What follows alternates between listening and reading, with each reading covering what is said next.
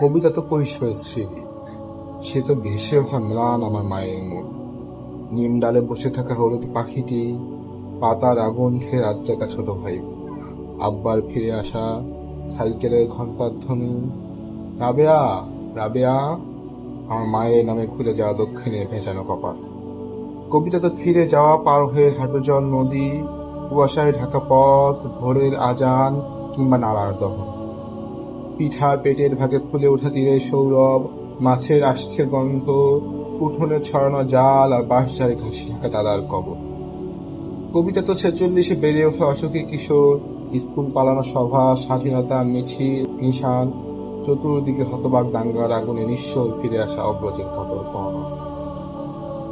কবিতা চরের পাখি, পুরনো হাঁসের ডিম, গন্ধ ভরা ঘাস, ম্লান মুখ বউটির তরি ছেঁড়া হারানো বাসক, গোপন চিঠির প্যাডে নীলখামে সাজানো অক্ষর।